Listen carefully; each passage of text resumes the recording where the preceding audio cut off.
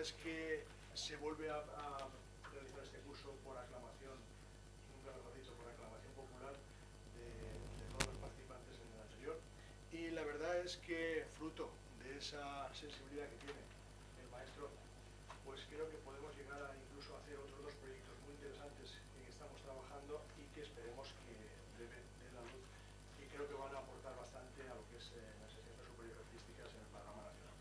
Y sin más, no descanso porque lo interesante es que escuchemos al maestro. Gracias. Muy bien. Bienvenido. Pues muchas gracias. Bueno, pues buenos días. Muchas gracias por estas amables palabras del director. Y a ustedes, por supuesto, por estar aquí presentes. Y también recíprocamente manifestar una vez más pues mi agradecimiento porque ustedes me escuchen. No se puede pedir más que un público de expertos, de profesionales, pues escuchen las palabras de un inexperto en el asunto, de un mero diletante sobre la música. Y en relación con esto, pues vamos a hablar de un tema central, un tema completamente central en estos asuntos. Claro, las lecciones que vamos a dar esta segunda parte, yo creo que van a ser más amables, por decirlo así, menos híspidas que la anterior, porque son más localizadas, entonces yo creo que son más dominables. Yo por lo menos voy a procurar, por la experiencia del otro trimestre, hacerlo lo más inteligible posible. Pero, claro, la cuestión es que la materia es muy difícil, lo sabemos todos. Entonces, hay cosas donde es imposible simplificar sin mentir, ¿verdad? Bien. Entonces, los temas que vamos a tratar, hay un cambio de orden, porque me pareció que empezar por el que había yo pensado, que era música y lenguaje, era demasiado interno, ¿no? Y entonces vamos a empezar por lo que estaba en alguna lista puesto como segundo tema, que era conceptos e ideas en música. De manera que entonces el plan es el siguiente, es el que estaba escrito realmente: conceptos e ideas en música. Otro tema, el que ocupará 2 días por lo menos, la música como lenguaje, también es un tema central, como todo el mundo sabe. El tema 4, crítica a algunas distinciones corrientes. Aquí aplicamos el plan que teníamos de la catártica, ¿no? de que estas consideraciones sirvieran de purga o de catarsis, para decirlo de un modo más académico, ¿no? Y el quinto, la música en el conjunto de las artes.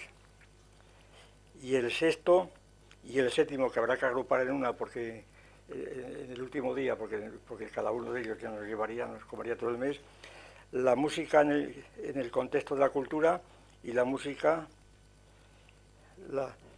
en el contexto de la cultura y la música en el contexto de las artes, algo así. De manera que vamos a empezar por el primero, que es conceptos e ideas en música. Bien. La organización de este tema la voy a hacer de la siguiente manera, la más sencilla e imaginable. Primer punto, exponerles la distinción conceptos e ideas en general. Ya digo que es una cuestión que yo creo que es fundamental en filosofía de la música y en teoría de la música, fundamental, y de un valor crítico terrible, como procuraré hacer ver. O sea, en primer lugar, como digo, conceptos e ideas, la distinción en general. Segundo, conceptos e ideas en música, claro, aplicadas a la música. Y tercero, pues unas cuantas ilustraciones sobre esta distinción para poderla funcionar, para que se advierta el alcance crítico que tiene esta distinción, que no es simplemente una distinción pues alejada de la realidad, sino que precisamente pretende penetrar en la propia nebulosa y masa de conceptos de esto que llamamos pues o filosofía de la música, o ciencia de la música, o musicología. En fin, es una verdadera nebulosa, y esta distinción pretende pues no despejar la nebulosa, porque eso es imposible, pero sí por lo menos dividir 2 estratos o dos capas en ella, ¿verdad? Muy importantes, creo yo. Bueno, pues empezamos por el principio, a saber, la exposición de la distinción conceptos e ideas en general. Bien, conceptos e ideas es una distinción que seguramente tiene orígenes muy antiguos. Antiguos me refiero a nuestra tradición, claro, a la tradición, vamos a decirlo, grecorromana, a la tradición en la que nos movemos. Y esto es muy difícil de demostrar. Pero la idea central es que el concepto es una palabra latina, con etimologías dudosas. Concepto, algunos lo derivan de concipio, otras de capio, es decir, de concebir o de agarrar, o de captar, ¿no? Esas dos ideas. Concebir, la metáfora de concebir, el concepto como concepción, como concepto de la mente concibe los conceptos, o bien el concapio, que el concepto es agarrar. Son dos acepciones muy distintas. Mientras que idea tiene una etimología griega, que está enraizada con la raíz vid, que es ver. Esto podría ser el punto de partida. Ahora, de hecho resulta, primero, que estos términos, conceptos e ideas, muchas veces se intercambian, se dan como sinónimos, no se establecen distinciones, se utilizan según convenga conceptos e ideas, ¿verdad? Bien. Y esto es una tradición, sobre todo, al parecer, en el nominalismo y en el espiritualismo. Claro, desde el punto de vista del espiritualista, es decir, del que atribuye todo lo que tiene que ver con conceptos e ideas, con el pensamiento, etcétera, incluso con el lenguaje, lo atribuye a una mente, a un espíritu, entonces allí es muy difícil distinguir conceptos e ideas, es lo mismo prácticamente, ¿no? Y el nominalismo lo mismo. El nominalismo, pues, como ustedes saben, el nominalismo es una escuela filosófica que se caracteriza por defender la tesis de que las ideas universales, o los conceptos universales, triángulo, hombre, etcétera, que son puros nombres, por eso se llama nominalismo. Y porque lo único que conocemos son los individuos, lo concreto. Es decir, entonces, todo lo que tiene que ver con algún concepto o idea abstracta, pues son puros nombres. Entonces, la distinción entre conceptos e ideas ahí también es muy borrosa, porque no hay criterios para distinguirlo, ¿no? Pero esto es la culpa, a mi juicio, del nominalismo y la culpa del espiritualismo, pero no es porque no haya diferencias objetivas. A ver si entiendo. Así que efectivamente yo reconozco que se pueden aportar muchos textos, pero siempre del espiritualismo tipo cartesiano o del nominalismo tipo Locke, por ejemplo, ¿no? En donde la distinción es muy borrosa, pero porque tiene que serlo así, pero no porque no haya una distinción, pero una distinción objetiva, no simplemente arbitraria o convencional que yo me estoy inventando aquí. Ejemplos.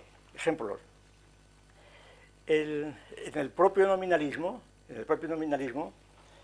pues muchos habrán oído hablar de un debate que hubo en el siglo XVII y llegó al XVIII y hasta nosotros, sobre el famoso triángulo universal de Locke, el triángulo universal de Locke. Es decir, un triángulo universal, es decir, que no era ni escaleno, ni isósceles, ni equilátero, ¿verdad? Era el triángulo universal. Y se llama la idea universal de triángulo, no el concepto universal, la idea universal. ¿Qué significaba para Locke esta cuestión? Pues que el triángulo universal no es una idea ni un concepto, porque no existe, lo que existe es solo el nombre. ¿Por qué? Porque el triángulo, decía Locke, siempre tiene que ser o acutángulo o obtuso, equilátero, isósceles, etc. Tiene que ser especificado de alguna manera. De manera que el triángulo universal no existe, porque como nunca se puede pensar él, sino que hay que pensar siempre en alguna especificación, entonces se puede decir que no hay triángulo universal. Esta es la tesis fuerte del nominalismo, aplicado a los géneros universales. Y entonces aquí hay una ligera tendencia a llamar universal, a lo universal genérico, absoluto, idea, y a los más específicos, por ejemplo, isósceles, etcétera, concepto, ¿verdad? Es una tendencia que se puede acusar en los textos, que aquí no se puede ir a este detalle porque no tendríamos tiempo.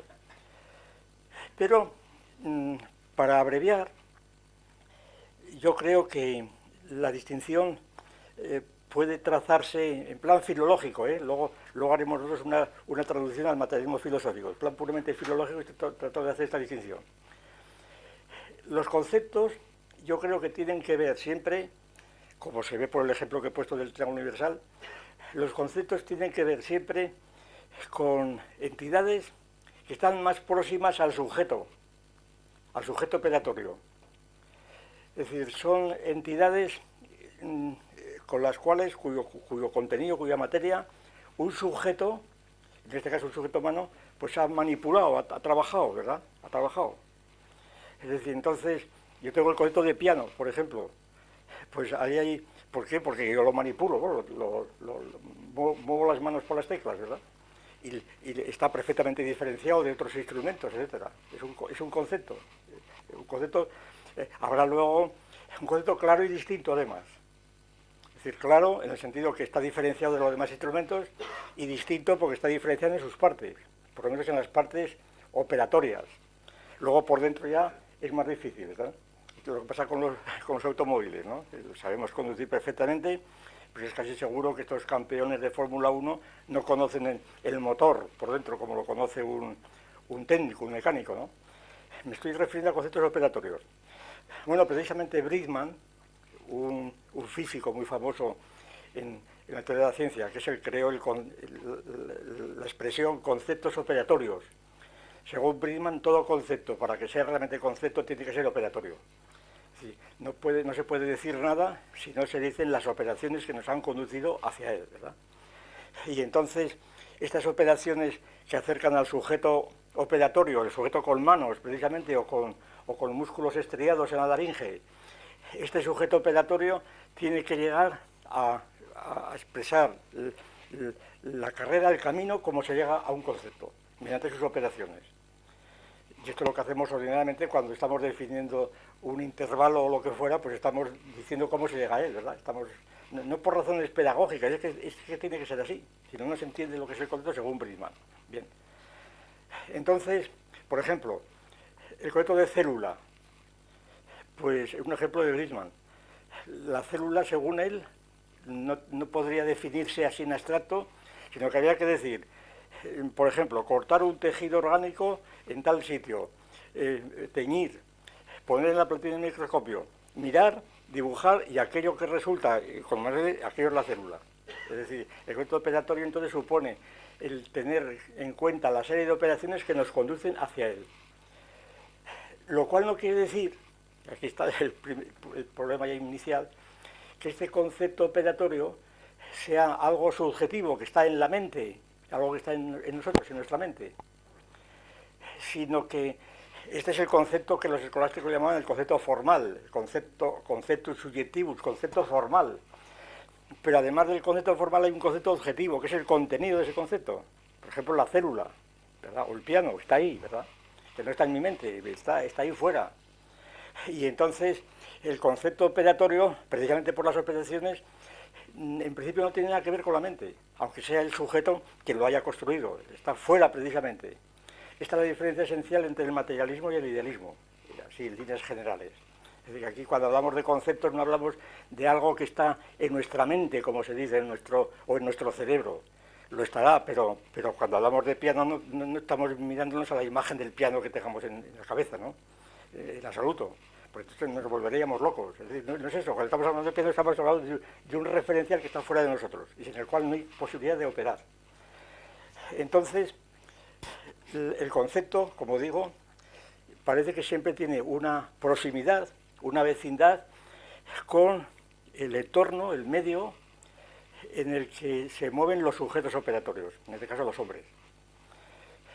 Este medio pues empieza a ser en la historia de la evolución pues los medios que tenemos a mano, como puede ser, para poner un ejemplo de por dónde voy, pues un hacha de siles, ¿verdad? Un hacha de siles que está manipulada por un neandertal.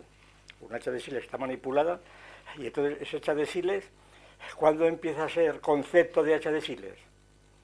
Pues precisamente cuando se pone en relación con la mano del que la cogió.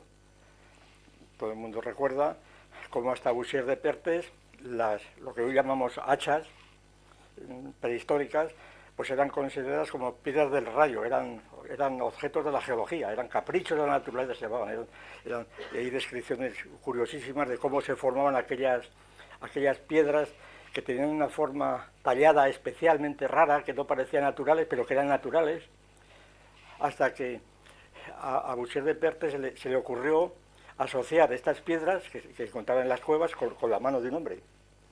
Encajaba perfectamente. Y entonces, además luego se vio que pueblos primitivos contemporáneos, siglo XIX, Tasmania, etcétera, utilizaban todavía piedras en ese sentido, y ahí se construyó el concepto de un hacha de siles, un bifazo, como se quiere llamar. Es decir, entonces ahí el concepto estaba en relación con las operaciones del sujeto, y si no hubiera esa relación a las operaciones, en este caso manuales, el concepto de hacha desaparecería completamente, totalmente desaparecería. Es decir, los conceptos son antrópicos, para decirlo, utilizando una palabra muy de moda en otros contextos, ¿no? Están en relación siempre con las operaciones de los sujetos. Y por tanto, eso no quiere decir que no sean objetivos, quiere decir que están muy próximos y que tienden a ser más específicos, ¿verdad?, más específicos que las ideas. Se ha llegado a decir, se ha sugerido muchas veces que el concepto tiene que ver, es un concepto romano, que se asocia con el águila, ¿verdad?, con el árbol de rapiña, con el grifo, y bueno, no se puede uno detener aquí, pero aún hay 40.000 consideraciones interesantes. Por ejemplo, la que no puedo dejar de decir, que me está rondando la cabeza y no puedo dejar de decirla, es en alemán, la traducción del concepto en alemán es Begriff, y Begriff, la propia Begriff, el concepto Begriffen, conceptos, contiene la palabra grifo, el hipogrifo, ¿verdad? Es decir, el Begriff es el concepto que agarra, que atrapa, ¿verdad? Y en cambio la idea pues más bien recuerda el ver de unos individuos que están en un anfiteatro haciendo teorías, ¿verdad? La teoría era, como saben, Theorein era contemplar, estar en el teatro, en el anfiteatro, viendo cómo deambulaban los actores en la escena, ¿no? Y entonces estás viendo, es decir, que aquello ya parece que no lo haces tú, sino que te viene dado, ¿verdad? Te viene dado. De lo cual se puede, yo creo, inferir la diferencia de que mientras el concepto se ocupa de cuestiones muy cercanas a las operaciones de los hombres, pues las ideas se ocupan de contenidos que de algún modo son más abstractos, más alejados, están más alejados. Por ejemplo, el triángulo universal de Locke, ¿verdad? Está más alejado, pero porque los estamos viendo simplemente. ¿Por qué? Porque nos son dados, nos son dados, y nos son dados desde el punto de vista objetivo también. Las ideas, entonces, no es que... Sí, el espiritualismo considera las ideas como contenidos de la mente, pero eso, vuelvo a decir, eso es cuestión del idealismo, del nominalismo. Las ideas son tan objetivas como los conceptos. Yo siempre ponía el ejemplo de la mesa, la idea de mesa, que es una idea, pues la idea de mesa, que es muy difícil de definir como concepto es prácticamente imposible de definir, prácticamente imposible. Hay muchísimos intentos, pues la definición de los diccionarios son realmente ridículas, ¿no? Si uno coge el diccionario de la lengua española, o de la lengua francesa, o Table, o qué sé yo, yo consulto muchos diccionarios, prácticamente las definiciones son totalmente ridículas, como concepto. Dice, mueble de 4 patas. Bueno, y si tiene 3, si tiene 5, y si tiene una, ¿verdad? Un velador, es decir, o si no tiene ninguna, si está colgada. Es decir, son conceptos ridículos, sencillamente, que para salir del paso en una definición, pero no es un concepto, es simplemente una descripción de un caso particular que no es ni siquiera concepto. Sin embargo, cuela, ¿verdad? Vamos, lo dice la Real Academia Española, es cosa de decir que autoridad. En este punto, no digo en otros, autoridad nula, pero nula. Cuestiones de filosofía da vergüenza ajena muchas veces los conceptos que vas allí a ver cómo lo han definido los señores académicos. Bien. Entonces, la idea de mesa no es un concepto. La idea de mesa supone una definición, no sé si lo he dicho alguna vez, yo la única que he encontrado, la única definición operatoria de mesa, pero que es una idea por lo que supone la teoría de la evolución, para definir lo que es la mesa, a mi juicio. Supone que el hombre, que nosotros procedemos de cuadrumanos que van a 4 patas, ¿verdad? Supone la estación vertical, es decir, el bipedismo, ¿no? Con la liberación de las manos. Al ponernos de pie, las manos se liberan.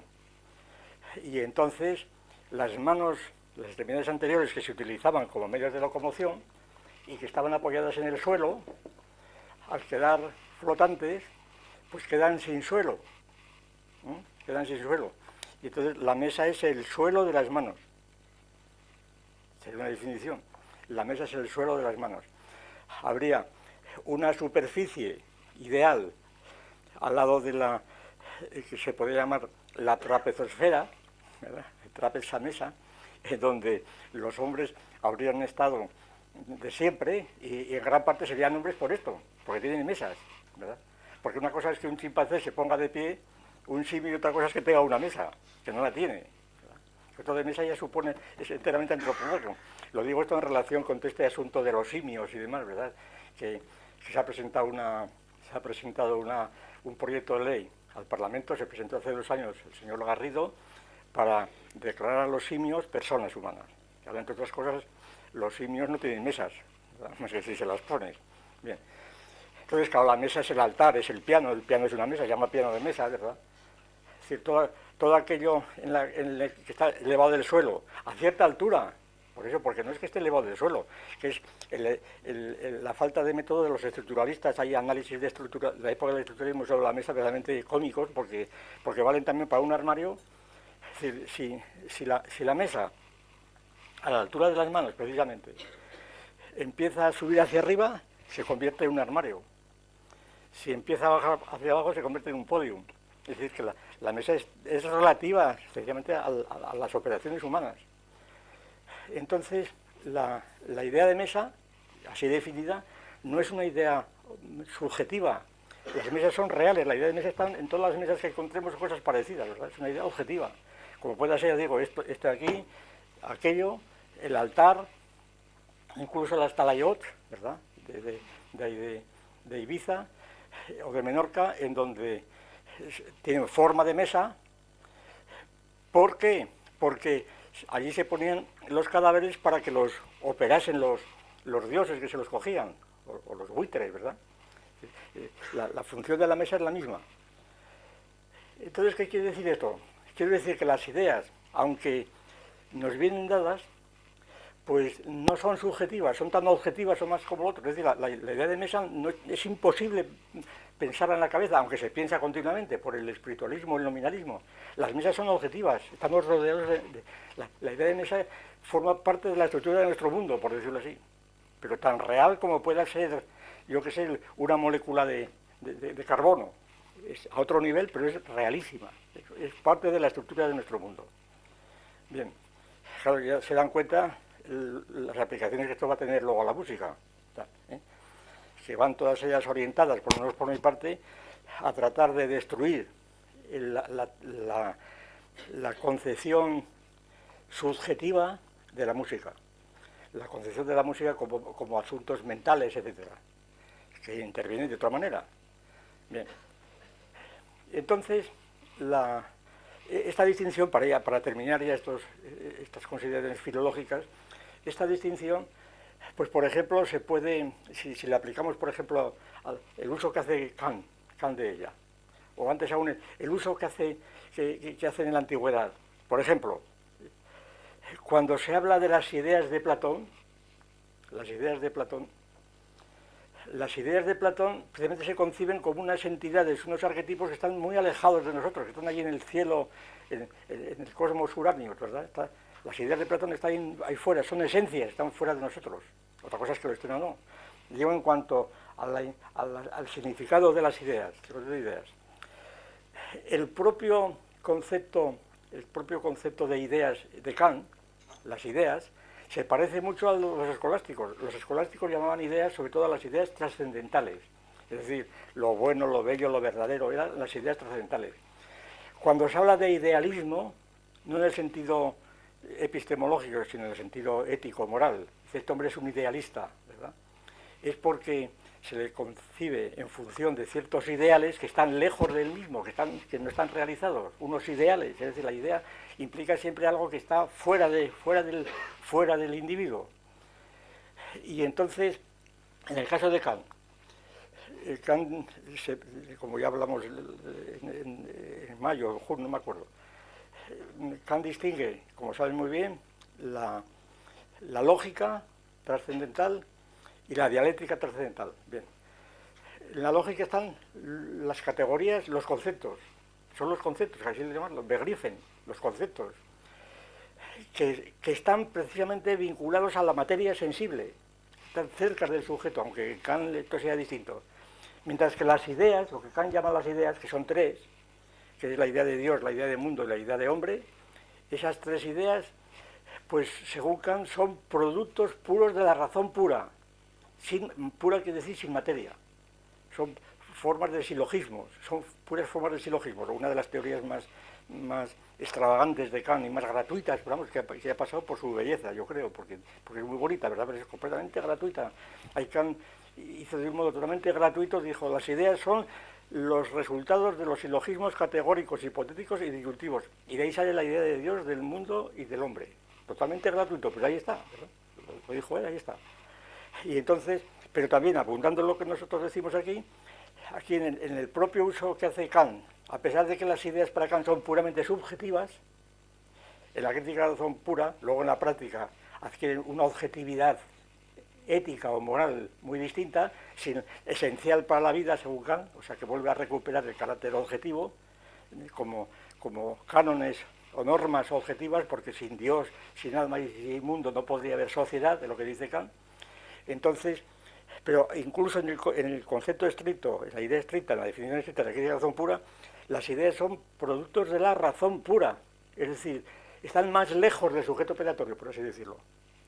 Bien, pues esta es la idea general, digo, mejor dicho, los argumentos o una selección rápida y como se ha podido de razones que quieren sugerir que entre conceptos e ideas hay de hecho una distinción ejercitada, más que representada, hay una distinción, actus signato, que decían actu exército, una distinción que está ejercitada y que se reconstruye muy bien cuando la tenemos delante, y si no se pierde, se borra.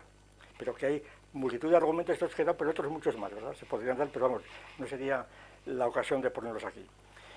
Ahora sí, lo que voy a exponer en dos palabras es cómo esta distinción la reinterpretamos dentro del materialismo filosófico, es decir, cómo la reinterpretamos, qué entendemos, es esto mismo, pero dentro de las coordenadas del materialismo.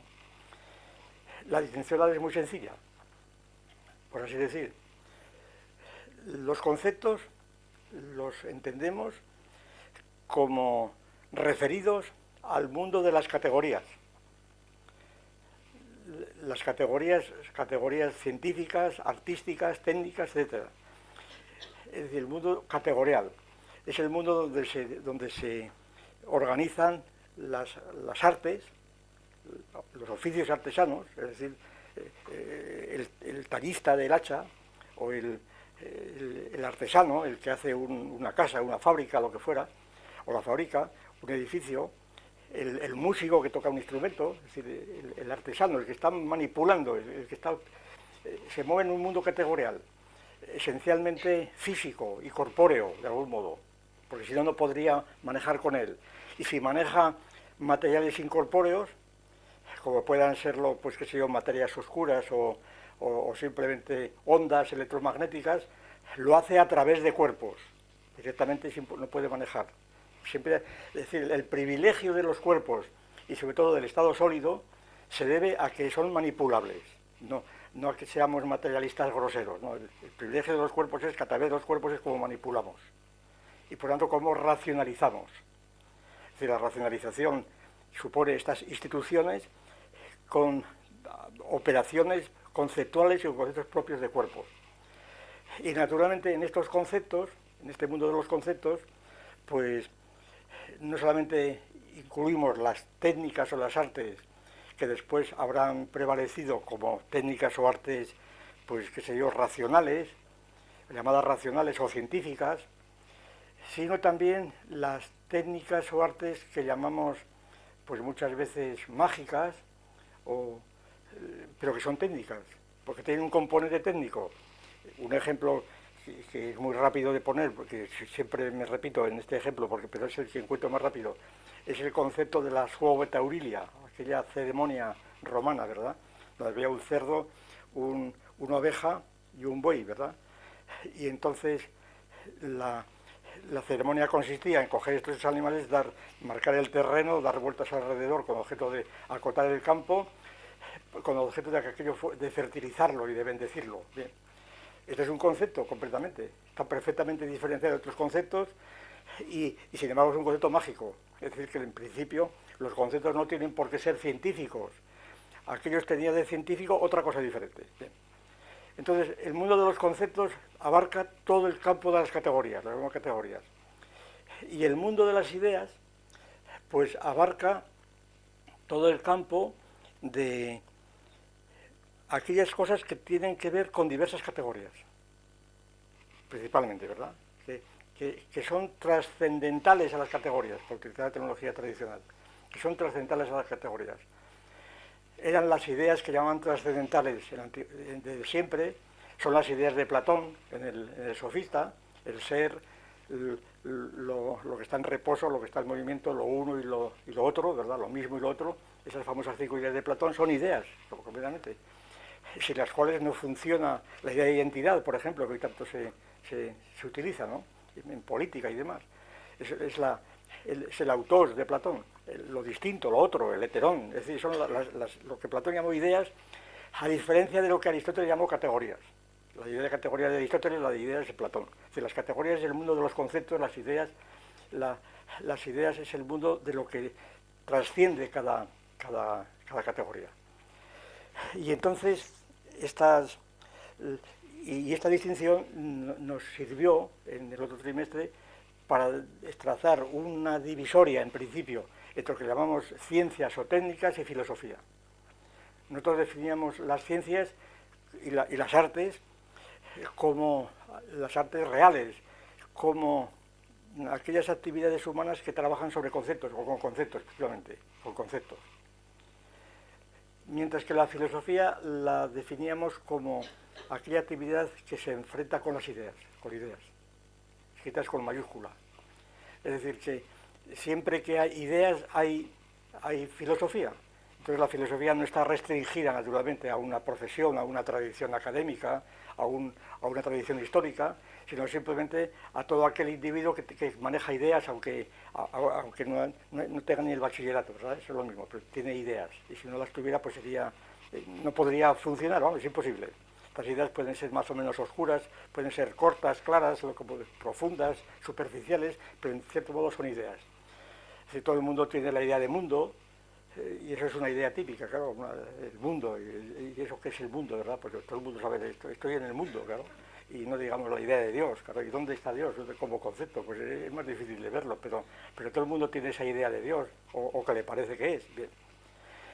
Entonces, las ideas y los conceptos, pues como vemos, sirven para discriminar, claro, y la tesis un poco adjunta de esta distinción es la siguiente, que las ideas de las que trata la filosofía pues no vienen del cielo platónico ni de la conciencia humana, sino que vienen de los conceptos. Todas las ideas vienen de conceptos previos. Y entonces las ideas más sutiles tienen siempre orígenes muy humildes en conceptos. Muchas veces hemos puesto el ejemplo, la idea de mundo, ya que decimos así, el mundo como una idea. La idea de mundo es una idea, vamos, típica, la idea de mundo, o de universo, es una idea típica.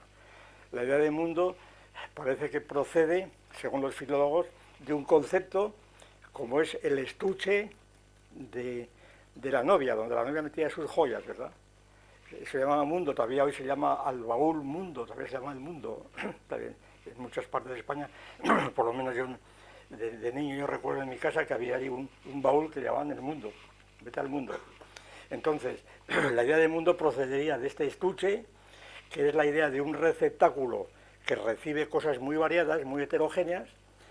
Cuando ese receptáculo se extiende al espacio entero, vacío, el espacio vacío, el baúl vacío, en el cual Dios va metiendo las criaturas.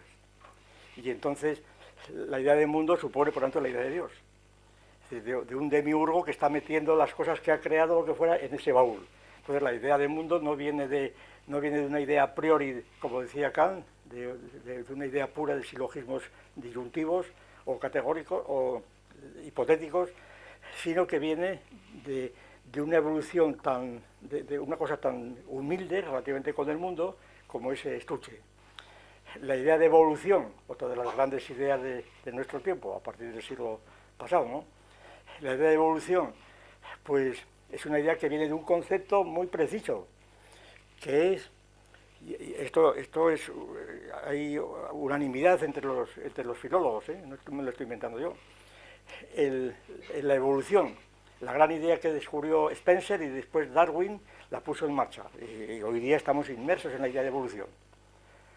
Es una idea típica porque la evolución cubre varias categorías, cubre todos los animales, las plantas, se aplica a la historia, la evolución de la humanidad, etc. Se aplica prácticamente a la evolución del lenguaje, la evolución de las formas musicales.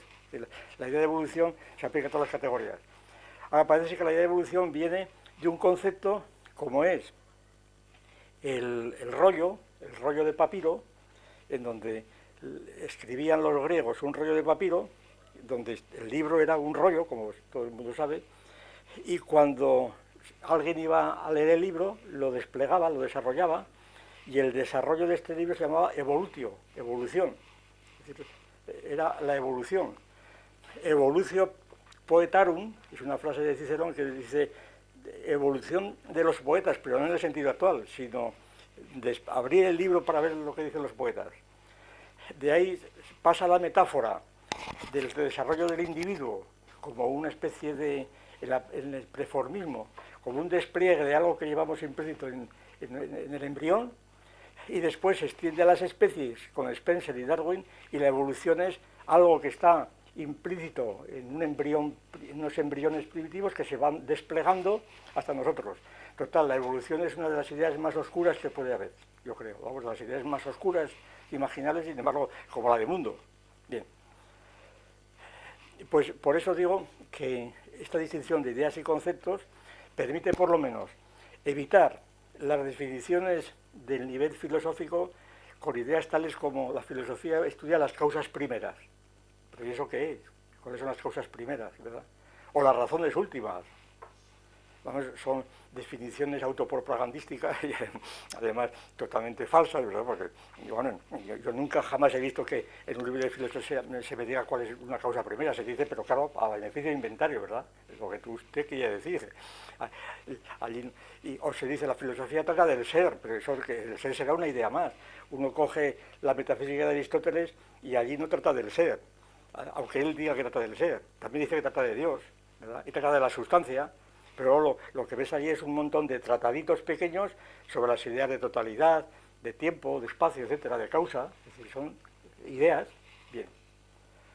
Bueno, pues esta es la primera presentación. Conceptos, todo lo que tiene que ver con manipulaciones claras y distintas, cuando llegan a un estado de claridad y distinción suficiente, porque aquí, como es natural, hay un proceso donde al principio todo se ve de un modo protopático, como decía Gide, ¿verdad? Borroso, y aquello cuando se va aclarando y distinguiendo, es decir, cuando se va diferenciando una cosa de las demás y se van viendo las partes importantes de que constan nunca totalmente, entonces empieza a ser el concepto claro y distinto. Y cuando estos conceptos claros y distintos se han organizado en categorías distintas, discontinuas, Entonces, como esas categorías no agotan los materiales, los campos respectivos, pues las desbordan constantemente y ese desbordamiento son las ideas. Y entonces la filosofía trataría de esas ideas, precisamente. Bien. Ahora bien, después de presentar así en general el concepto, ocurre que esta distinción entre conceptos e ideas, pues no es una distinción que esté flotando por sí misma. Porque eso es lo mismo que pasa cuando distinguimos, yo qué sé, en el terreno de los conceptos, cuando distinguimos, pues, qué sé yo, la flauta y la lira, ¿verdad? Flauta y la lira. Pues son dos conceptos, la flauta de Pan y la lira de Apolo, ¿verdad?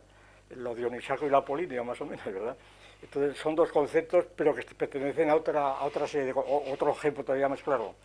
Cuando distinguimos la tónica y la dominante, claro, pues es una distinción dual, pero que está contenida dentro de otros montones de distinciones, de la tercera, la mediante, la sexta, etcétera, todo lo que se quiera, ¿verdad?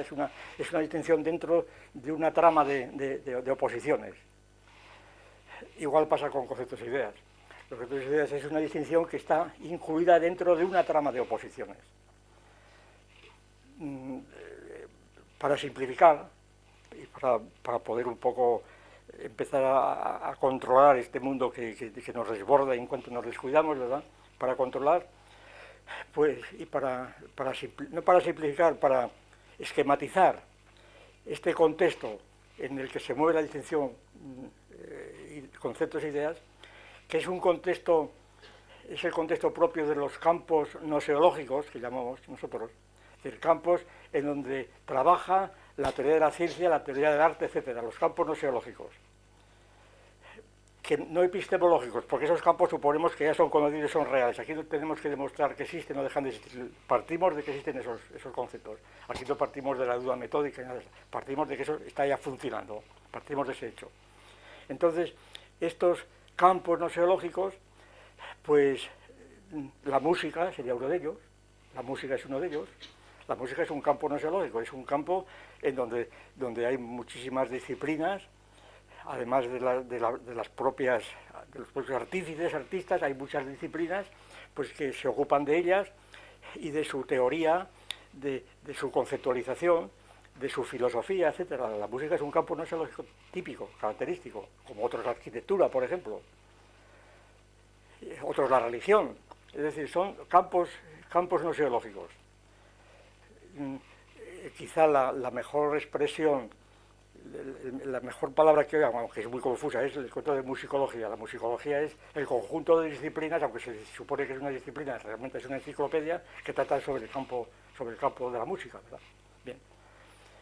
Entonces, un campo noseológico, pues la música, por ejemplo, no sería un bloque compacto, confuso, como es cuando decimos la música, escucho decir la música.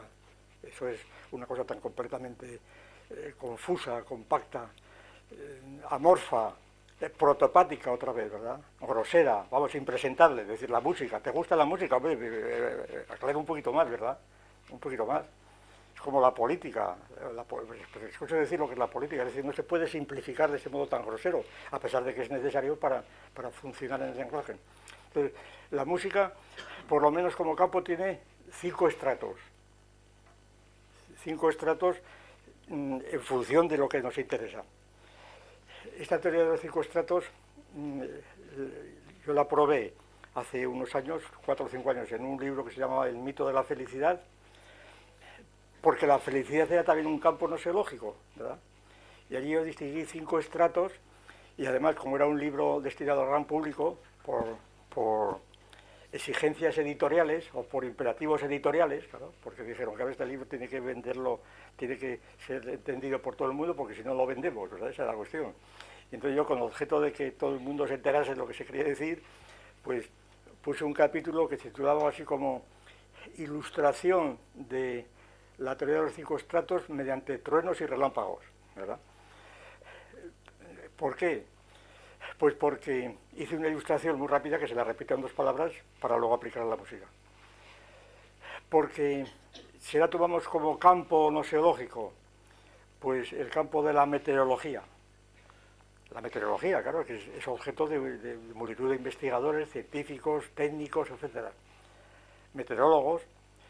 Si lo reducimos todavía más, para hacerlo más simple, al dominio de ese campo de los meteoros, al dominio de los truenos y los relámpagos, ¿verdad? Pues resulta que este dominio de truenos y relámpagos tiene un primer estrato que es el estrato de los fenómenos. Son los fenómenos. Ahora tenemos que decir dos palabras que esto es esencial. Los fenómenos, ¿a qué llamamos fenómenos? Pues simplemente a la observación de un relámpago y la audición de un trueno, ¿verdad? Un trueno y un relámpago que brillan, relampaguean, ¿verdad? O suenan. Y entonces la descripción de estos fenómenos, ahora aquí viene la cuestión, estos fenómenos que forman el estrato primero de este campo, suponen ya los conceptos, estos fenómenos están conceptualizados, eso es lo esencial. En esto diferenciamos la idea de fenómenos que utilizamos con la idea de fenómeno precisamente del idealismo alemán. La idea de fenómeno que utilizamos es la idea griega de fenómeno, la idea de los griegos, el sosa inta phenomena. Es decir, los fenómenos para los griegos eran no cosas que aparecían a un sujeto solo, sino eran cosas reales que eran anómalas, es decir, que tenían alguna rareza con respecto al fondo en que se presentaban. Concretamente, lo raro para los astrónomos griegos eran los planetas, que en lugar de estar describiendo órbitas circulares tenían retrogradaciones. Esas retrogradaciones es lo que llamaban el fenómeno, era una cosa rara. La misma acepción que cuando decimos en una feria, pasen ustedes a ver el fenómeno de la vaca con dos cabezas, ¿verdad? El fenómeno, es un fenómeno. La vaca de dos cabezas es una cosa rara, extraña. Pues el fenómeno en sentido griego es un hecho objetivo que de algún modo es anómalo, tiene alguna rareza con respecto al fondo en el que se presenta. Y entonces, el objeto de la astronomía griega era salvar los fenómenos, como dice Proclo, es decir, tratar de dar teorías que expliquen esos fenómenos, que expliquen los fenómenos. Desde las esencias, y aquí las esencias eran los movimientos circulares, de Eudosio, etc. Bien, es decir, si los astros están girando siempre alrededor, digo esto porque luego voy a poner yo un ejemplo sobre este punto aplicado a la música. Los astros están girando siempre en círculos perfectos, concéntricos. Entonces, lo que es un fenómeno es que de repente unos planetas, en lugar de seguir su giro, parezca que va para atrás, claro. ¿Qué pasa ahí? Ese es un fenómeno, eso es lo que hay que explicar. Lo otro no hay que explicar, al parecer. Vamos a nuestro asunto, al campo meteorológico. Estos fenómenos, por tanto, están conceptualizados. ¿Por qué? Porque un relámpago, para poder decir veo un relámpago, hace falta tener el concepto de relámpago.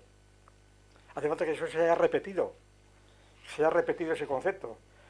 Es decir, un niño que ve un relámpago no sabe lo que es, simplemente no tiene concepto, lo ve confuso con todo. Hace falta un concepto derivado precisamente de la confrontación con otras observaciones que ha hecho, su repetición, su distinción con cosas que no son relámpagos, que no parece, y lo mismo pasa con el trueno. Y entonces el estrato de los fenómenos está totalmente vinculado al estrato de los conceptos, que es el segundo estrato. El estrato de los conceptos, que son conceptos que están siempre dados en fenómenos, no hay conceptos puros, los conceptos están siempre dados en fenómenos. Y los fenómenos están siempre encajados, digamos, entre los conceptos y ante las referencias corpóreas generalmente a los cuales los fenómenos se refieren, ¿verdad? Es decir, un fenómeno puede ser visto desde diferentes conceptos. Estos conceptos diferentes se refieren al mismo fenómeno porque el fenómeno a su vez tiene referencias. Un ejemplo musical que luego si tenemos tiempo tenemos que dedicarnos a ver mal. El famoso acorde Tristán, del Tristán y Isolda de Wagner. Ustedes han estudiado de sobra. El acorde Tristán como fenómeno, pues simplemente lo que suena en el preludio, ¿verdad? Que suena aquello, muy bien. El que no sepa nada, pues el fenómeno simplemente escucha en una orquesta el acorde Tristán, o lo toca al piano o lo que fuera, pues eso es un fenómeno. Bueno, si lo toca al piano ya es distinto porque ya está muy conceptualizado, ¿verdad? Es simplemente el que está en actitud receptiva y simplemente escucha el acorde Tristán. Ese es un fenómeno. ¿Cuál es la referencia de ese fenómeno? pues la orquesta que lo está tocando, el piano que está sonando, es decir, es una cosa real que está ahí sonando. La cosa de Tristán no está ahí en las nubes ni en la mente, está viniendo de fuera, son ondas acústicas que me vienen a mí. Ahora, el acorde de Tristán es decir, desde el punto de vista de los conceptos, la cantidad de conceptos que puede recibe. Eso es lo que tenemos que hacer dentro de un rato, vamos. El acorde de Tristán puede ser conceptualizado de muchas maneras. Y entonces, esos conceptos distintos, si tienen entre sí algo que ver, es porque se refieren al fenómeno y al hecho acústico del acorde de Tristán, ¿verdad? Que están ahí sonando cuatro sonidos conceptualizados de muy distintos modos, que si es la menor, que si es si mayor o lo que fuera, ¿verdad? Están ahí conceptualizados y entonces, sin embargo, el fenómeno es el mismo. Bueno, parece que es el mismo. Entonces, ¿y cuál es el concepto más preciso? ¿Y para qué hace falta concepto? Se dirá, hombre, hace falta para que Wagner lo hubiera escrito. Aunque es muy dudoso que Wagner hubiera tenido en su mente pues todas las interpretaciones que se han dado después de él, ¿verdad? Seguramente no las reconocería. Y diría, no, si yo no quería saber tantas cosas, ¿verdad? Además, ni podía saberlo, ni podía. Que cuando se dice, no, es que el acorde de Tristán está ya anunciando pues el atonalismo de Schoenberg. Claro, Wagner no conocía a Schoenberg, ni sabía nada de atonalismo, de manera que estas son conceptuaciones distintas de lo que es el fenómeno. Aquí hay una distinción esencial en donde el fenómeno, por tanto, ya no lo estamos entendiendo, como vemos, como al modo de Husserl o al modo de Kant, ¿verdad? Como una especie de vivencia interior, ¿verdad? Obtenida después de poner entre paréntesis la realidad, la famosa epogé. Bueno, no podemos meternos aquí, que esto es una cuestión complicadísima, vamos a dejarlo de lado. Toda la teoría de la fonología de Husserl trata precisamente de poner entre paréntesis la realidad de las cosas y quedarnos solo con lo que se percibe. Cuando veo el manzano en flor, ejemplo de Husserl, yo no me pregunto si el manzano es real o eso es una alucinación mía, si existe o no existe, simplemente lo describo, pongo entre paréntesis su realidad y lo describo. Bueno, contra esa teoría del fenómeno estoy hablando, al exponer los fenómenos, como un estrato, ¿verdad?, de un campo gnoseológico en donde los fenómenos están siempre referidos a cosas reales, conocidas por el tacto o simplemente porque son cosas distintas dadas en diferentes conceptualizaciones. Bien, entonces el mundo de los fenómenos y el mundo de los conceptos pues son los que van organizando un campo determinado en cierto nivel, que en el caso de la meteorología, que os decía, pues pertenece al mundo de los fenómenos, el identificar los fenómenos, el fotografiarlos, el dibujarlos o hacer esquemas de ellos, incluso pertenece al mundo de los fenómenos, de la fenomenología de la meteorología, pues las leyes estas pragmáticas de contar un minuto a ver cuánto tiempo se tarda el segundo trueno y entonces calcular la distancia de la tormenta, ¿verdad?, multiplicando el número de segundos por 340, etcétera. Que todo esto pertenece a la fenomenología. Estamos dentro de la fenomenología conceptualizada. Pero luego pasamos al tercer estrato, que es el estrato de las ideas que puedan sobrevenir sobre este campo. Y aquí las ideas pues pueden ser, cuando estamos poniendo en conexión los hechos físicos o electromagnéticos de los fenómenos con los hechos de la percepción, los hechos psicológicos, ¿verdad?, que es desde el punto de vista psicológico, que es un trueno, un relámpago que ocurre en el sistema nervioso. Tenemos pues tres estratos: conceptos, fenómenos primero, conceptos segundo, tercero, ideas. Cuarto estrato: los conceptos se combinan entre sí, se concatenan y se forman teorías. En el caso de la meteorología, pues la teoría electromagnética del rayo y del trueno, ¿verdad? Ahí está Maxwell y está todo lo que se quiera decir de los físicos. Y después, el quinto estrato, las ideas se combinan entre sí y forman doctrinas, le llamamos doctrinas convencionalmente. Y entonces las teorías son esencialmente científicas o artísticas y y las doctrinas son esencialmente filosóficas o metafísicas o mitológicas, ¿verdad? O teológicas. Por ejemplo, la meteorología, pues una doctrina sería la doctrina de Zeus, que maneja el rayo viene de Zeus, o la doctrina de la mitología germánica de Thor, ¿verdad? Thor con el martillo, pues da un golpe y entonces hace saltar chispas, el ruido que hace es el trueno y las chispas es el relámpago. Claro, es una doctrina mitológica, pero está a un nivel de ideas. Y no digamos si ahora es Zeus o bien el dios de Castelar, en aquel famoso discurso que todos recordarán y que ahora se me ocurre, no me acuerdo muy bien cómo es, pero es algo así: grande Dios en el Sinaí, una improvisación que hizo Castelar que voy a tratar de, que se me ocurre ahora. Grande Dios en el Sinaí, el rayo le precede, el trueno le acompaña. Entonces allí Castelar está en las Cortes echando un discurso famoso y donde está vinculando al rayo y al trueno con el dios del Sinaí, ¿verdad? Porque ahí Dios es grande cuando truena y relampaguea, pero más grande es todavía cuando está en el pesebre, etcétera, etcétera. Por ahí va Castelar, ¿no?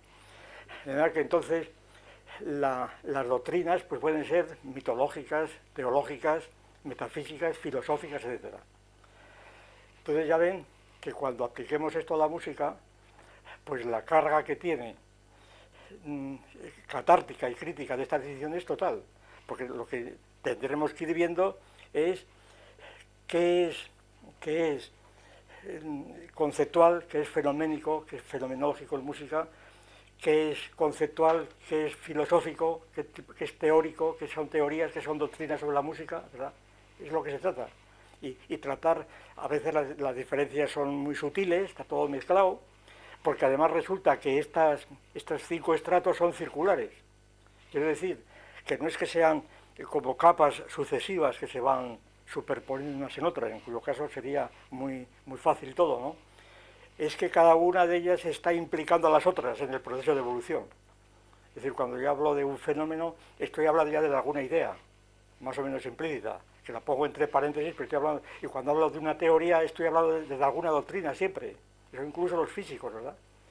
Y los matemáticos quizá puedan, hasta cierto punto, los matemáticos pueden quizá prescindir más de doctrinas y atenerse exclusivamente al campo de sus conceptos, de sus teorías, pero siempre los matemáticos están rozando continuamente doctrinas filosóficas, a veces metafísicas.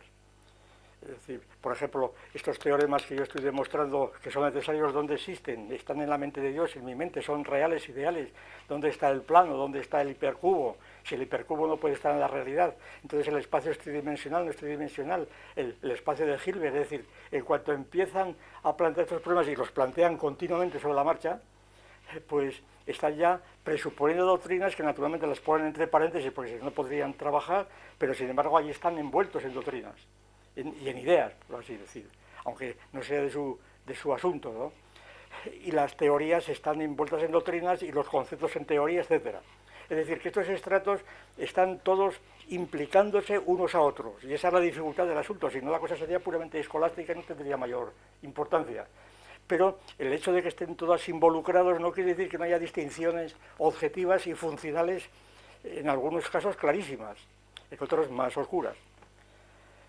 Bien, pues vamos ahora a pasar a la aplicación de estos conceptos a la música. Es decir, vamos a ver en la música cuáles serían los fenómenos, cuáles serían los conceptos, las ideas, las teorías y las doctrinas. Bueno, por dónde iría el asunto, ¿no? Claro, aquí lo esencial, los fenómenos ya lo hemos dicho. Lo más importante de la fenomenología de los fenómenos musicales sería concebirlos, los fenómenos, siempre con referencias. Es decir, con referencias que en este caso, pues yo creo que son muy claras. Las referencias son objetos físicos sin los cuales no hay música. Objetos físicos.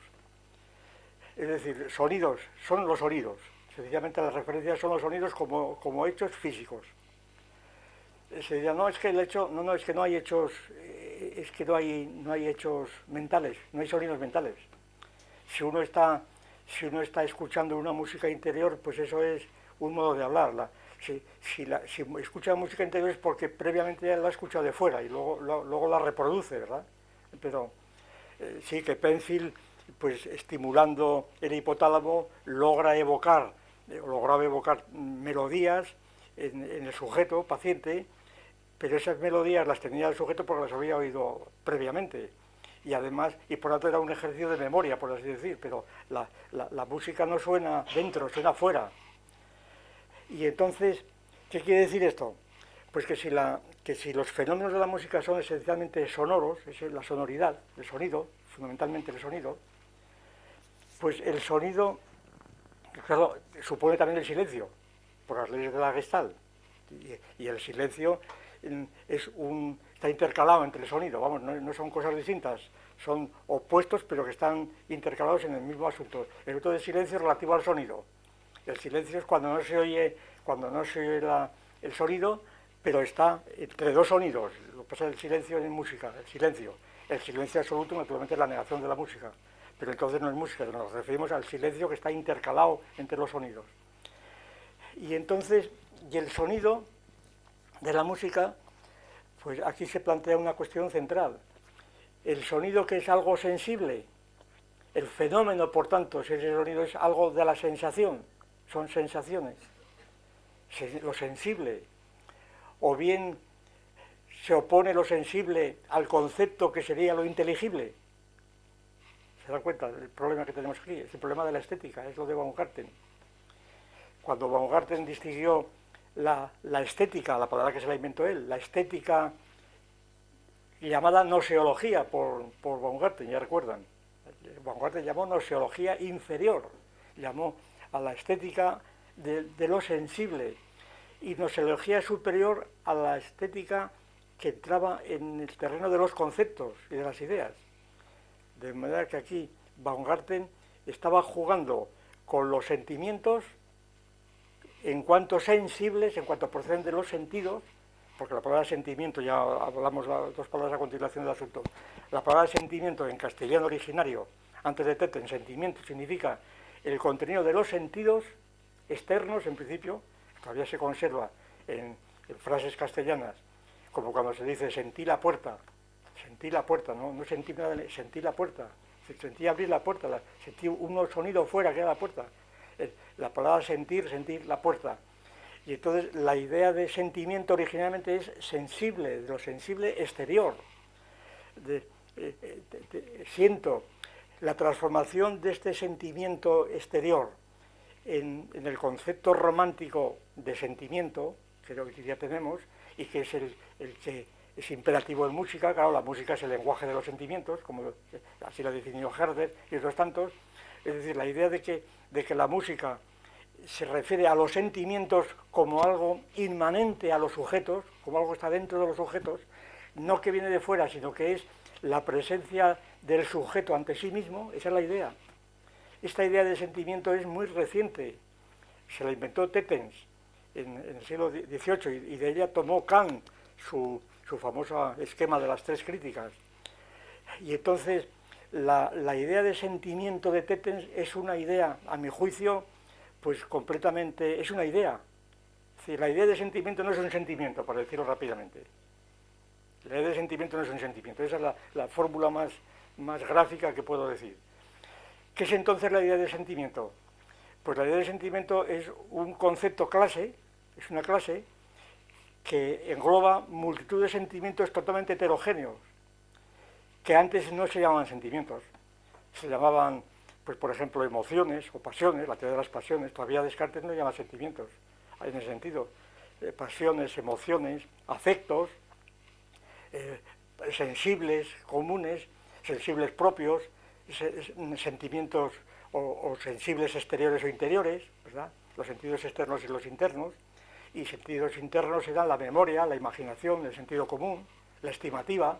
Estos eran sentidos también en la tradición escolástica y aristotélica. Por tanto, resulta que de la masa de la psicología tradicional de Aristóteles y los escolásticos y cartesiana, dividida en dos plantas, la planta del cuerpo cuerpos, con los 5 sentidos externos y los 4 internos que decía, y después el espíritu, que es en donde trabaja la mente y la inteligencia y el nous y la razón y el entendimiento, es lo que se quería decir. Entonces allí estaba la división entre lo sensible y lo inteligible. Entonces, ¿qué se dice? Que los fenómenos pertenecen a lo sensible.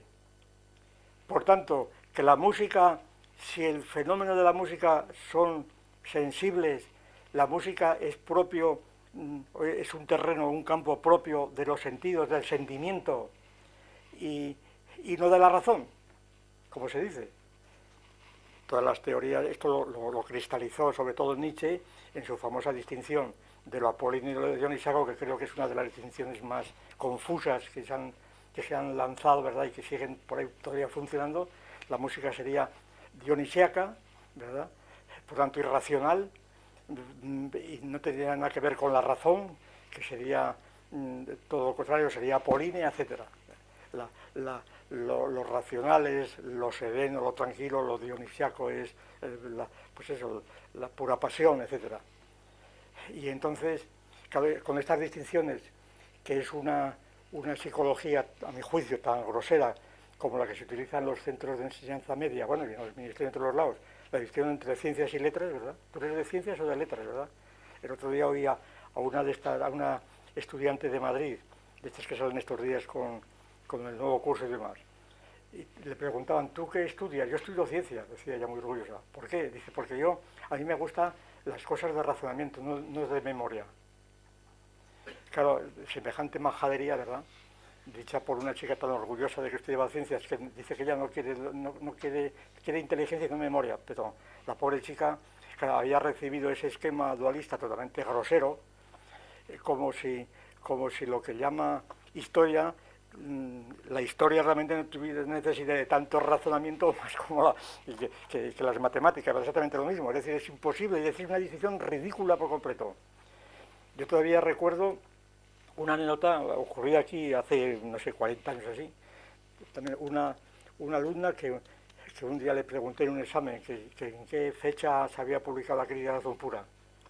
Y me dijo, es que yo vengo de ciencias y yo cosas de memoria no sé. Digo, muy bien. ¿Usted que estudia química? Digo, pues dígame usted el peso atómico del bario. Y, es que no me acuerdo, entonces ¿qué quedamos? ¿Cómo puede usted por razonamiento sacar eso? Es imposible sacarlo por razonamiento. Es decir, es una distinción tan ridícula, pero sin embargo es imperativa, ¿verdad? Domina absolutamente toda nuestra concepción de los estudios y nuestros planes. Bien. Bueno, aquí la cuestión, para terminar con lo de los sentimientos, es esta, que los sentimientos es una idea muy reciente, digo de Tetens, y luego de Kant, y ya después los románticos, claro. Y los sentimientos, si yo no entiendo mal, por lo menos en la tesis que yo mantuve en un artículo, en una conferencia que di hace muchos años, por cierto, en el círculo, en la Facultad de Artes de Barcelona, de Bellas Artes de Barcelona, que dejó horrorizados a los asistentes, que eran sobre todo, eran artes plásticas, porque era el subjetivismo total. Me acuerdo que había una estatua de Donatello, ahí la tenían, y eran sobre todo pintores y músicos, no eran pintores y escultores y demás. Y entonces ellos estaban hablando de la estatua de Donatello que tienen allí, que era el ejemplo, como algo interior. Digo, que Donatello está ahí fuera, no había forma. Me consideraban un salvaje, ¿verdad? Y entonces, no, porque yo la siento, pero tú la sientes porque está ahí fuera la estatua, si no tú no la sentirías. Bueno, este tipo de argumentos tenían. Bueno, era un estado tan absolutamente embrionario y primitivismo filosófico que tenía aquella gente que realmente era mejor dejarles en paz, porque, bueno, pues a raíz de eso yo les expuse esta teoría de los sentimientos, ¿verdad? Es decir, los sentimientos es un concepto clase inventado por Tetens, dentro de una clasificación general en 4 partes, que parte de sujeto y objeto. Y entonces, primera clase, relaciones del sujeto con el objeto, del objeto con el sujeto, ¿verdad? Del objeto con el objeto y del sujeto con el sujeto, ¿no? Son las 4 posibilidades. Del sujeto con el objeto, pues las facultades cognoscitivas, apetitivas. Del objeto con el sujeto, las volitivas, la voluntad, la vis apetitiva. Del objeto con el objeto, las realidades. Y del sujeto con el sujeto, el sentimiento. Esa es la dimensión, no tiene más misterio. Entonces, el sujeto es la autopresencia del alma en sí misma. Excuso decir, ¿eh? Cosa más clara, ¿verdad? Se dicen dos palabras. ¿Qué es el sentimiento? Es la autopresencia del alma ante sí misma. Pero esto lo pensaba Beethoven y lo pensaba prácticamente todo el romanticismo, y lo siguen pensando, ¿no? Y lo sigue pensando la gente. Es que con el sentimiento yo me hago presente en mí mismo. Muchas veces porque esto lo entienden en el sentido de que yo me hago presente porque estoy recordando, y entonces la música le sirve para recordar, pues memoria episódica de cuándo oí este concierto, con quién iba acompañado, etcétera, ¿verdad? Y entonces en qué estado de ánimo estaba entonces, y entonces estás recordando. Pero todo esto que estás recordando al escuchar música, según la perspectiva que yo estoy manteniendo, pues son asociaciones parásitas a la música, totalmente parásitas, que ensucian realmente la música y que no permiten ver la música, es otras cosas distintas. Tú estás ahí recordando, como cuando se dice, la música sirve para, es relajar, yo voy al concierto porque me relajo. Pues tómate una aspirina, ¿no? Es decir, que organizar un concierto, una orquesta gigantesca para que tú te relajes, vamos, no merece la pena.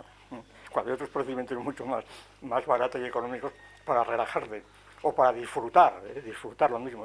Yo voy a disfrutar, pero ya está bien de disfrutar. Incluso si hay el otro día me lo preguntaban, oye, ¿usted disfruta? Me lo preguntaban este verano en una entrevista de una radio. ¿Usted disfruta con la música? Digo, hombre, si es una marcha fúnebre, usted dirá. Como ven. Bien.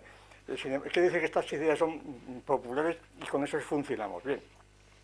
Entonces, aquí en la cuestión de los sentimientos, la cosa es la siguiente. El problema, bueno, para resumirlo, los problemas que se plantean son los siguientes. Primero, que la distinción entre sentimientos, bueno, y Rousseau, que por cierto acaban de regalarme, cosa que agradezco mucho, una traducción española de los escritos sobre música de Rousseau, pues aquí está también, estas ideas están allí en ebullición permanente, ¿verdad? Entonces, los sonidos, los fenómenos, está la cuestión, los fenómenos están siempre conceptualizados, porque si no, no serían conceptos, no serían fenómenos. Es decir, porque no son primero los fenómenos y luego los conceptos, la tesis de Husserl, ¿no? Los fenómenos están conceptualizados desde el principio. Lo que pasa es que la conceptualización queda siempre un remanente que no es concepto, que es el fenómeno, claro, porque que puede ser cruzado por diferentes conceptos. Y entonces, si los sonidos que constituyen la materia fenoménica, fenomenológica de la música, están conceptualizados, ¿qué quiere decir? Pues que no son sensibles. O dicho de otro modo, que la distinción entre sensible e inteligible es propia del espiritualismo, y no hay tal distinción. Esto lo sabían los estoicos cuando decía Galeno, por ejemplo, no es el ojo el que ve, sino el logos a través del ojo. Es decir, yo no veo con el ojo. Para ver hace falta un proceso larguísimo, ¿verdad?, de desarrollo intelectual y social, en donde yo puedo ver las cosas y identificarlas, ¿verdad? Y en el sonido pasa lo mismo. Para escuchar un sonido de flauta y saber que es de flauta, pues supone que tengo el concepto de flauta. Y si no de flauta, por lo menos de una gama de sonidos distintos. Yo no diferencio flauta de oboe o de trompa o de piano, lo que sea. Tengo que tener conceptos, si no, no puedo tener fenómenos siquiera.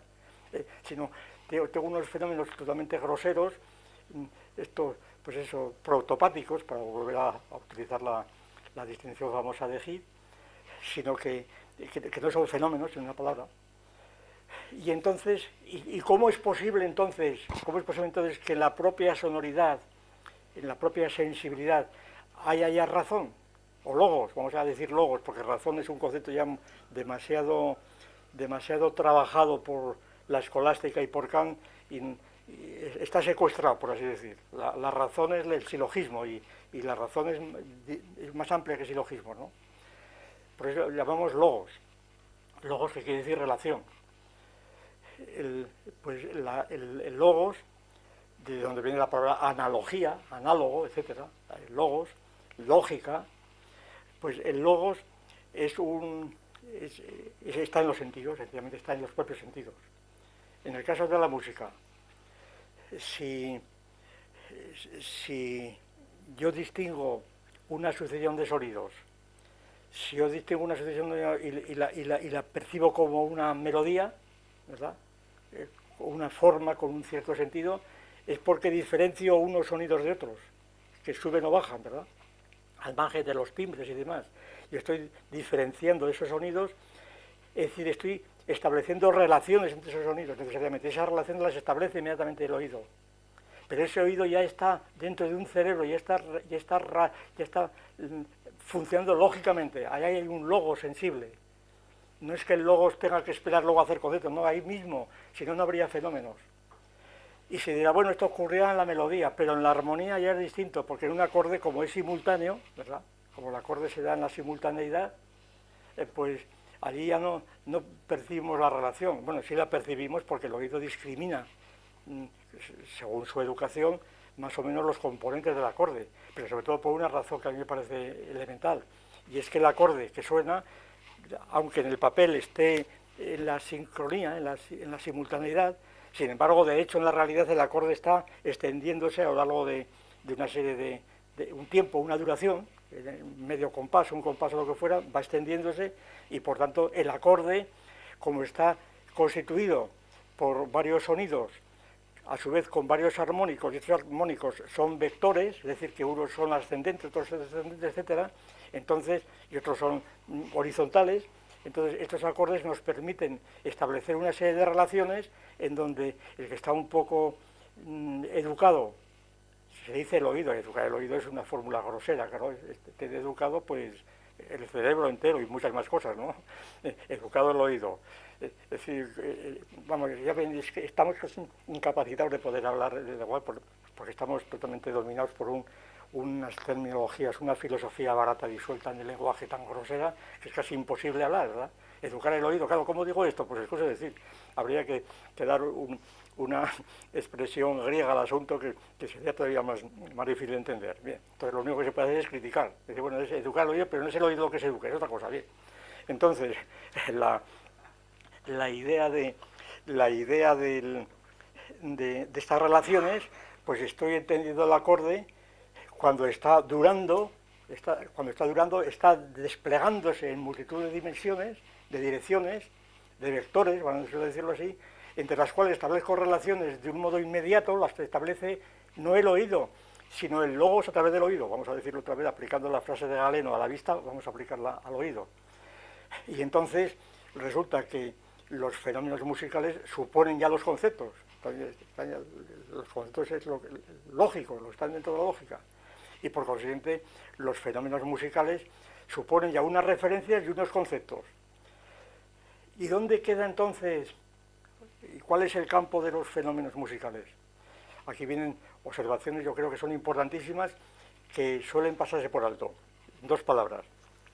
Primero, el concepto, los conceptos musicales o los fenómenos musicales, pues son fenómenos que necesariamente suponen, claro,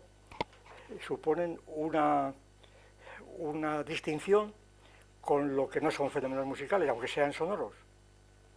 Por ejemplo, todos los sonidos naturales, el trueno que decíamos antes, pero también los bramidos, los mugidos, yo qué sé, los barritados, no sé cómo se llama eso que hacen el elefante, ¿verdad? Todos los sonidos, mugidos, etcétera, animales, eso no es música. El canto de los pájaros. Hombre, ¿cómo que no es música? Si Demócrito dijo que los hombres habían tomado la música de la imitación de los pájaros. Bueno, lo dijo Demócrito, pues muy buenas tardes, ¿verdad? Porque porque eso no es música, precisamente. Eso no es música, más que por metáfora. Aquí ocurre un mecanismo muy, muy bonito que yo creo que se puede comparar a lo que pasa con esta famosa expresión tan de moda hoy día, que la puso Desmond Morris de moda hace unos años, el mono desnudo. El mono desnudo, que es la Biblia de los desnudistas, ¿verdad? Estos que van a las playas, el mono desnudo, somos monos desnudos. Esto, allí en Llanes, donde pasamos nosotros los veranos, en la playa de la Torimbia, que es una playa nudista hace ya muchos años, pues yo he hablado con mucha gente y decía, no, porque yo soy el mono desnudo. Digo, no, es que el mono desnudo es un concepto poético. No, eso es científico, no, todo contrario. El mono desnudo de Desmond Morris es un concepto puramente poético, que no es científico. ¿Por qué? Porque Desmond Morris lo dice en su libro famoso, al principio dice, si vemos una serie de pieles disecadas de hombres o de chimpancés, resulta que el hombre, las pieles humanas no tienen vello, más que en algunas zonas, mientras que los primates están llenas de vello. Por tanto, el hombre es el mono desnudo. Con eso se queda tan ancho. Y esa metáfora pues, fue fulgurante, ¿verdad? El mono desnudo. No, porque el concepto de desnudo supone el vestido. ¿Verdad? Desnudo es un concepto que supone el vestido. Entonces, para suponer que el hombre es el mono desnudo, hay que suponer que el primate está vestido, ¿verdad? Pero claro, llamar vestido al primate porque tiene vello es suponer que el vello es una especie de modelo de Christian Dior, ¿verdad? Es decir, el vello de los primates no es en absoluto un vestido, no es un traje, el habitus famoso de los escolásticos. El vello no es un traje, sencillamente eso es una metáfora. Y luego, por doble metáfora, resulta que el otro es el desnudo. Por eso la definición, yo les decía a aquellos, no, tú no eres el mono desnudo, tú eres el mono vestido. Tú eres el mono vestido, somos monos vestidos, no desnudos, claro. Y entonces no había forma. No, es el mono vestido. Y esto es casi imposible, que hay mucha gente que lo entienda, ¿no? Es imposible meterse en la cabeza, es totalmente imposible. Este juego de transferencias, de metáforas y demás. Bueno, pues con esto pasa yo creo algo parecido, ¿no? Es decir, la música con relación a la música natural. ¿No? La música natural, la música de los pájaros, la música del río que fluye, del tsunami que tiembla, etcétera. Toda esa música es música porque le aplicamos el concepto de música que no es natural, sino que es cultural, precisamente. Entonces la aplicamos allí y la ponemos delante. Pero claro, eso es una trampa completamente que la crítica tiene inmediatamente que desbrozar. Y entonces, de aquí viene la segunda característica esencial del fenómeno musical. El fenómeno musical es algo raro. ¿Por qué? Porque es algo raro porque es anómalo con respecto a los sonidos naturales. Sean ruidos, ¿verdad? Cuando son periódicos, etcétera, o estampidas, sean ruidos o sean sonidos, pero que no son instituciones. Por ejemplo, el rumor de un río fluyendo tranquilamente, mansamente, ¿verdad? Pues eso no es música, eso sencillamente es otra cosa diferente. Entonces, ¿el fenómeno musical qué implica? Pues implica algo parecido a lo que veíamos en el hacha de Siles con respecto al pedrusco de Siles. El pedrusco tiene que ser tallado, ¿verdad? El pedrusco tiene que ser tallado para que sea un hacha, y si no, no es un hacha, aunque se le parezca. Habrá pedruscos que sean muy parecidos al hacha de Boucher de Perthes, pero no son hachas. Y eso discuten los paleontólogos. Pues habrá sonidos naturales que se parezcan mucho a sonidos musicales, pero que no son música. Para que sean música hace falta que veamos verdaderamente que hay algo, que es lo que tenemos que determinar, que entre otras cosas tiene que ser antrópico, es decir, que tiene que haber sido fabricado o producido, sea vocalmente, sea instrumentalmente, por un sujeto operatorio. De ahí la sorpresa de si estos radiotelescopios que están observando el observatorio de Arecibo, etcétera, que están escuchando mensajes de las galaxias, a ver qué llega. Si un día, bueno, ya pasó con Schiaparelli a finales del siglo XIX, cuando enfocó el anteojo a Marte y vio ahí unos canales, ¿verdad? Y los dibujó, los canales de Marte, de unas líneas rectas, las interpretó como canales, y aquello dio lugar a ríos de tinta, porque resulta que en Marte había unos individuos que habían fabricado unos canales, porque solamente unos hombres racionales, unas personas racionales, podían trazar esas rectas y esas cruces de canales. Aquello se demostró a los pocos años, después de la tormenta entre los astrónomos y todo el mundo que participó en aquello, que aquello eran artefactos del telescopio, que no había tales, eran artefactos del telescopio. Pues, ¿qué ocurriría si en un radiotelescopio de estos uno empieza a escuchar un movimiento de una sonata de Mozart, que viene de unas estrellas? ¿Qué pasaría allí? Esto es música. Mientras que si escucha simplemente las radiaciones de fondo, lo que fuera, pues aquello no es música, es un ruido natural. Es decir, para que sea música entonces algo fenómeno musical, hace falta, a mi juicio, que sea antrópico, es decir, que allí podamos descubrir y estamos conceptualizarlo precisamente como algo que ha sido fabricado, producido institucionalmente, como una institución racional, por tanto, lógica, vamos a decir lógica si quieren, porque racional, claro, siempre asociamos la palabra racional por este secuestro de la expresión, asociamos la racionalidad a una cosa reflexiva, meditativa, y lo racional no hace falta que sea reflexivo, lo racional puede, ni pausado, un individuo puede razonar mucho más fuertemente de un modo apasionado o rápido sobre la marcha que un individuo que es medio tonto y está dándole vueltas al asunto muy tranquilo en su mesa y no se le ocurre nada, ¿verdad? Desde ahí la cuestión de tonalidad no tiene nada que ver con esto. Es que muchas veces dicen, no, es que para razonar hay que estar tranquilo. Bueno, según qué cosas, ¿verdad? A veces cuando se razona, normalmente es cuando estás en mitad de la melé, por decirlo así. Entonces razonas con toda precisión y ves las bien. Total, que el fenómeno musical, como vemos, es un concepto mucho más rico de lo que podría parecer. No es simplemente el sonido, la vivencia del sonido. Es un fenómeno anómalo con respecto al fondo de los ruidos, de los sonidos, independientemente, porque cuando se dice, bueno, ¿y la música imitativa? Hombre, por supuesto, que duda cabe que luego tenemos, pues, qué sé yo, en las sinfonías pastorales o lo que quieras, o las sinfonías imitativas, pues vemos en la orquesta reproducidos la tormenta y decimos, mira la tormenta, ¿verdad? En lo de Vivaldi o la sexta de Beethoven, ahí está la tormenta, y la gente va buscando, mira, y aquí viene la lluvia, y aquí viene esto. Entonces, pero claro, es evidente, o la batalla de Vitoria, aquí están las espadas, los sables que están ahí funcionando. Claro, es un ejercicio interesante estar viendo, mira, pero se olvida, yo creo, lo esencial, que lo esencial es que estos fenómenos musicales semejantes a los naturales, a otros no musicales, han sido musicalizados precisamente a través de la partitura y de la composición del músico. Es decir, que siguen siendo fenómenos. Es decir, si alguien creyese que por estar, no sé si era Nietzsche sería, a lo mejor, no sé, dice que cada vez que oía la pastoral de Beethoven, que olía a ozono. Bueno, le olería a él, ¿verdad? Pero con estas tonterías ya que huele a ozono, que parece que es más real, pues no, precisamente para que sea aquello un fenómeno musical, tiene que haber desconectado del ozono. Precisamente tiene que haber sido retraducido precisamente a un orden de cosas, que es lo que llamamos el reino de la cultura, aunque es un concepto por eso yo prefiero hablar de instituciones, porque también las culturas animales, etcétera. Pero para entendernos, la música es un fenómeno cultural y no natural, una palabra, es un fenómeno cultural esencialmente.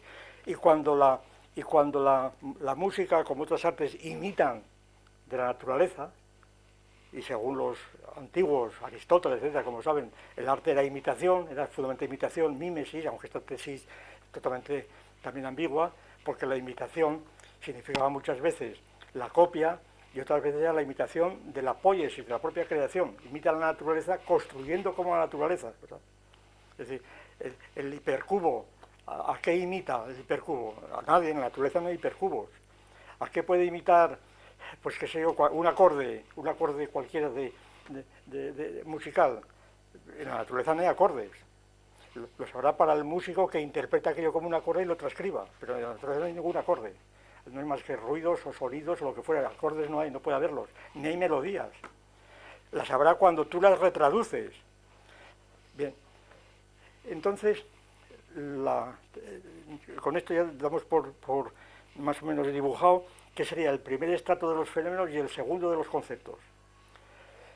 Añadiendo o subrayando que los fenómenos en música y los conceptos están esencialmente ligados a las referencias, a los referenciales, y a las distinciones de unas cosas con otras. En música la cosa es clarísima, porque los conceptos musicales, los fenómenos musicales, sobre todo la música instrumental, pero también la vocal, inmediatamente estamos distinguiendo diferentes sonidos, ¿verdad? Conceptos de sonidos altos, bajos, voces masculinas, femeninas, o sopranos o contraltos. Bueno, estoy refiriendo a tiempos en donde todavía no había ni contraltos ni sopranos, ¿verdad? Me estoy refiriendo a, pues eso, a edades primitivas de la humanidad, de donde brota lo demás. Pero había diferencia enteramente, conocían perfectamente quién hablaba, bien, cuándo empezaba a haber canción y cuándo no la había, ¿verdad? Cuando, por ejemplo, los primeros cánticos, claro, aquí la especulación es total, pero ahí están los paleontólogos. Hay muchos paleontólogos que sostienen hoy que efectivamente el lenguaje fue originariamente musical y coral, y precisamente por estudios sobre acústica de las cavernas, en donde al parecer las grandes figuras del Paleolítico están emplazadas en lugares con una acústica extraordinaria, que aquellas grandes cuevas, como podría ser en el Cantábrico Altamira, pues serían como las iglesias metropolitanas de otras cuevas que serían las iglesias de su jurisdicción, y que de vez en cuando irían los grupos que vivían en las diferentes cuevas, irían allí a celebrar ceremonias en donde el coro sería esencial, y entonces ese coro sería el origen de la música institucional, claro. Y habría una necesidad de una regulación de lo que fuera, y luego, por supuesto, los ruidos o sonidos más o menos armónicos que fueran, o periódicos, que fueran producidos por los propios hombres machacando piedras o metales o lo que fuera. Bien, entonces esta labor de conceptuación de los fenómenos, siempre con referencias, es el origen de todas nuestras disciplinas musicales. Y esto empieza sobre todo con los instrumentos, cuando precisamente se empiezan a reproducir a través de instrumentos sonidos naturales. Cuando se reproducen sonidos naturales con instrumentos, ahí está cuando empezamos a controlar precisamente el concepto, cuando empezamos a controlar realmente los fenómenos, cuando empezamos a determinar los criterios de relación entre unos sonidos y otros. Entonces, cuando empezamos a diferenciar instrumentalmente, pues nada, esto es oboe, esto es flauta, esto es lira, esto lo que fuera, ¿no? Y ahí estamos distinguiendo los diferentes conceptos sacados de los referenciales. Bien, ideas. Este es el mundo de los conceptos, el mundo de las ideas. Claro, el mundo de las ideas aparece cuando ya no son conceptos los que manejamos, sino comparamos conceptos muy distintos entre sí y con categorías distintas de las musicales. No es tan fácil encontrar ejemplos de ideas, bueno, tal como desde la perspectiva que yo estoy dibujando es facilísimo, pero fuera de esta perspectiva es muy difícil, porque si uno dice, dígame usted una idea musical que no sea un concepto, enseguida se me remontará alguna idea metafísica, ¿verdad?, de la euritmia o lo que fuera, ¿no?, de la música de las esferas. Esa es una idea. Bueno, sí, es una idea metafísica, pero además precisamente esa no suena. De manera que esa idea no tiene conexión con los fenómenos. Como por ejemplo, no pertenece a los fenómenos de la música una partitura. La partitura no suena. Por lo tanto, la partitura no es un fenómeno musical. Es decir, por eso quiere decir que el concepto de fenómeno musical es mucho más sutil de lo que pueda parecer. Una partitura no es un fenómeno musical, es otra cosa diferente.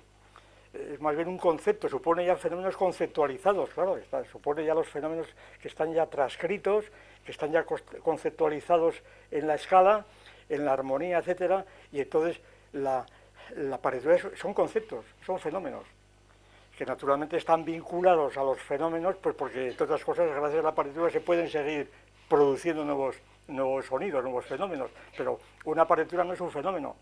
Y sin embargo, estas distinciones pues sencillamente no se les presta importancia, y de ahí pues todas las confusiones tremendas de la música de los alemanes, la música a los ojos, el Augenmusik, ¿no? Música a los ojos, pero bueno, pero ¿eso qué música es? Si eso no es música, es otra cosa diferente. Entonces, estamos entonces en el plano de los conceptos, pasamos ahora al tercer estrato, que es el estrato de las teorías. perdón, el estrato 4 de las teorías, el estrato 3 de las ideas. Perdón, que me he olvidado de poner algún ejemplo. Digo que es muy difícil poner ejemplos de ideas en música cuando no se disponen de estas coordenadas en las que estamos moviéndonos nosotros. Porque hay que ir, siempre hay ideas de estas de tipo extravagantes, metafísicas, ¿no? Y entonces, voy a decir esto y suspendemos un momento como hacíamos el otro trimestre. Estas ideas pueden ser muy positivas, por decirlo así. Yo pondría como ejemplo lo siguiente: un concepto que está completamente, empapando nuestro campo, ¿verdad? El concepto de música barroca. Música barroca. A ver, díganme ustedes qué concepto es ese de música. Música barroca es un concepto clasificatorio totalmente discutible, ¿verdad? Que además se le pone fechas, ¿verdad? Que es de 1700 a 1550, así por las buenas, ¿verdad? Música barroca. Y entonces la música barroca es una idea, un concepto que implica la comparación de la música con la arquitectura, que es donde aparece la idea de barroco, ¿verdad? Es decir, estamos aquí comparando ideas distintas. Entonces, quien está hablando de música barroca, y no digamos de música clásica y música romántica y todo lo que se quiera, ¿verdad? Allí está funcionando entre ideas, entre ideas más o menos nebulosas. Aquellos ya no son conceptos, aunque se presenten como tales, y aun cuando muchos las pongan en el mismo nivel, ¿verdad? En el mismo nivel. Aquí, en un diccionario musical, en el lexicón, pues aparece lo mismo. Tú vas, a ver, barroca, tal, qué sé yo, acorde de séptima, está todo lo mismo, todo en plan de conceptos, porque el léxico da esta orientación. Sin embargo, son ideas en el sentido que estamos dando. Bien, en tercer lugar, o en cuarto lugar, están las teorías que se mantienen en el nivel de los conceptos. Y por último están las doctrinas que se mantienen a nivel alto. Bueno, vamos a dejarlo y ya seguimos porque vamos a seguir sobre lo mismo poniendo algunos ejemplos, ¿no? Unos 20 minutos.